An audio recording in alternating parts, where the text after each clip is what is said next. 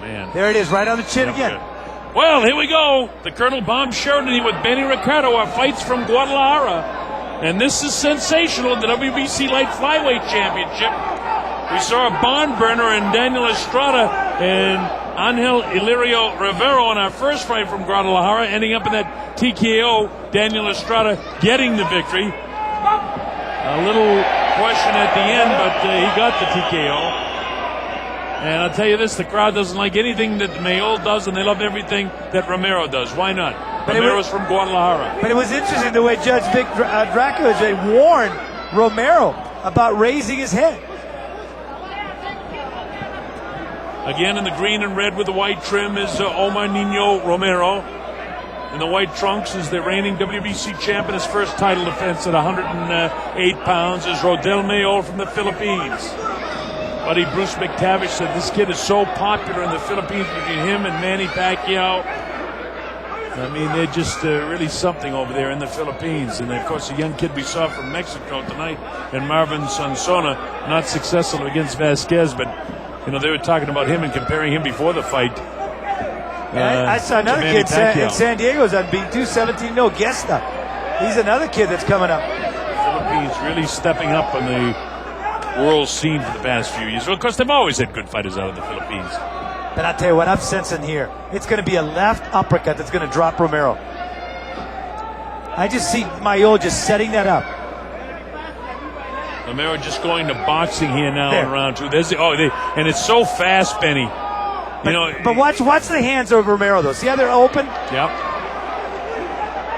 Yeah, I mean, there's plenty of room between those hands to get that up. But what he has to do is take a half step to the right. What he's doing is moving to his left. If he takes a half step to the right and comes to that uppercut, he will drop him. You're right. Of course, he can throw it with either hand, but it's his left-hand power shot that he was trying to hit him with the uppercut with. You know the way he squares up? Sometimes he looks like he's fighting as a southpaw. What happened there? Look at that! Mayol hesitated for a second, and he got knocked down and apparently knocked out.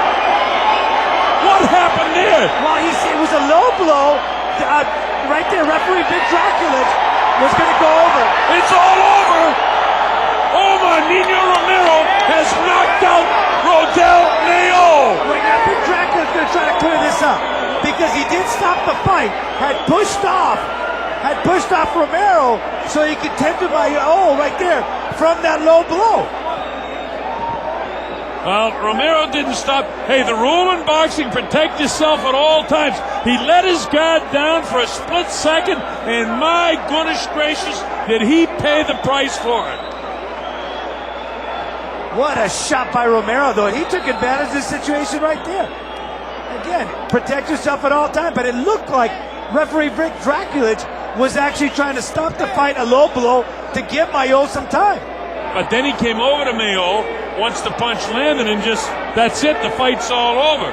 We've got a brand new champion, Omar Nino Romero. The #1 contender becomes the WBC light flyweight champion of the world. Watch this now in the end.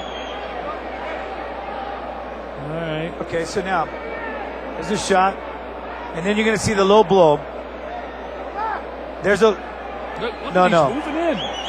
That's a punch and not. But see how Draculic was trying to stop him? Yeah. He comes Draculic was also trying to stop him. Draculic actually has a hold of his right arm and is pulling in.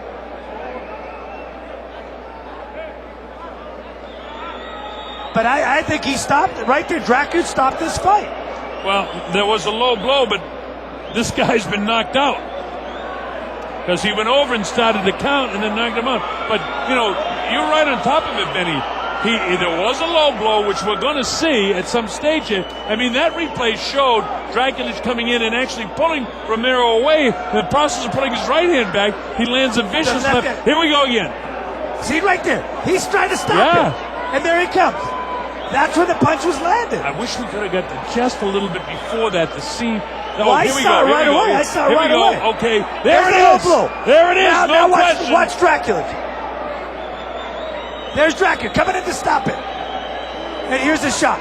Right on the button, knocks him out. Well, I'm going to tell you this. And steps on his foot.